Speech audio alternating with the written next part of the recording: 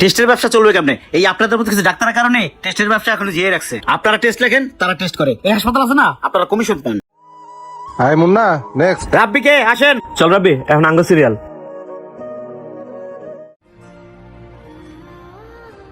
আসসালামু আলাইকুম ডাক্তার সাহেব। ওয়ালাইকুম আসসালাম। কি সমস্যা? স্যার, আমার ভাইটার খুব পেটে ব্যথা, বমি করে, রাত্রে ঘুমাইতে পারে না, শুধু উঠে বসে থাকে। আপনার অনেক নাম ডাক শুনছি, এই জন্য আপনার কাছে নিয়ে এসেছি স্যার। আগে কি কোথাও ডাক্তার দেখিয়েছিলেন?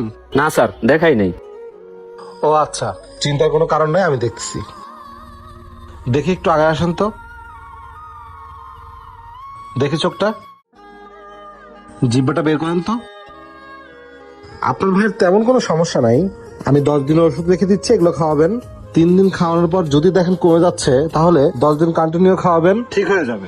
আর যদি না কমে, সেক্ষেত্রে গরিব মানুষ আপনি, আমি কিছু টেস্ট দিয়ে দিচ্ছি। টেস্টগুলো অবশ্যই করতে হবে। হ্যাঁ, সিবিসি একটা, রক্ত পরীক্ষা একটা, একটা প্রসাব পরীক্ষা, একটা আলট্রাসাউন্ড, বাকিগুলো লেখা আছে। আপনি গরিব মানুষ, আপনাকে বেশি টেস্ট দিইনি, মাত্র 8টা টেস্ট দিছি। আমি অন্য ডাক্তারদের মতো না। অন্য ডাক্তার যেমন প্রথম আসলে অনেক টেস্ট দিয়ে দেয়, আমি কিন্তু তা করি না। আমি আগে রোগীকে ওষুধ দিই, রোগী যদি ভালো না হয় সেক্ষেত্রে টেস্ট দিই। বুঝেনি তো, রোগীকে যদি টেস্ট না করানো হয় তাহলে তো রোগ বুঝতে পারবো না।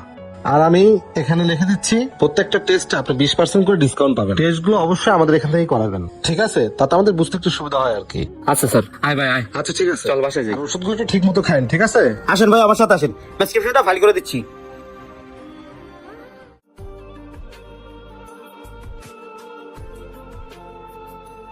ভাই এনে ভাই, হালকা পাতলা কিছু খাই নেই।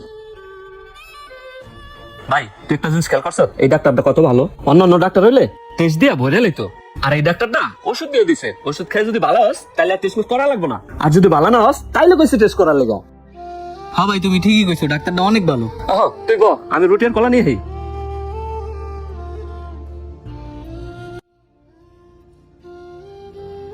ভাই কি রে রাব্বি, তুই আরো দামে দিয়ে আসিস কে লিগা? ভাই মাত্র 2বার বমি করলাম, পেটে এখনো ব্যথা করতেছে, ওষুধে তো কোনো কাজ করতেছে না। ল আবার ডাক্তারের কাছে যাই। রাব্বি, ডাক্তার তো কইছিল ওষুধ খাওয়ার পরে যদি ভালো না হয় তাহলে টেস্ট গুলো করাইতাম, কিন্তু রাব্বি আমি খবর নিয়ে দেখছি 20% ছাড় দেওয়ার পরে টেস্ট গুলো করাইতে 8,000 টাকা লাগবে। ভাই টাকার দিকে তাকালে তো হইব না, আমার তো সুস্থ হইতে হইব। যদি বড় কিছু হয়ে যায়, টাকা তো আমার লগে নাই, দেখি ম্যানেজ কইরা তারপর টেস্ট গুলো কইরা ডাক্তারের কাছে যাবো। চল এ ভাই, দেখো তো দোকানদার ভাই এখানে। হ্যাঁ বসেন। স্যার আসসালামু আলাইকুম। ওয়ালাইকুম আসসালাম। স্যার চিনতে পারছেন আমাদেরকে? ও হ্যাঁ হ্যাঁ, চিনতে পারছি। আপনার ভাইয়ের অসুখ এখনো সারেনি? না স্যার, আপনি যে ওষুধ দিছিলেন, ওষুধগুলো খাওয়ানোর পর যদি সুস্থ না হয়, আপনি কইছিলেন এই টেস্টগুলো করাই নিয়ে আসতে, তাই টেস্টগুলো করাইছি। টেস্টগুলো করাইতে আমার অনেক কষ্ট হয়েছে স্যার। স্যার টেস্টগুলো দেখা কর না, আমার ভাইয়ের বড় কোনো কিছু হয়েছে নাকি? আচ্ছা ফাইলটা দেখি।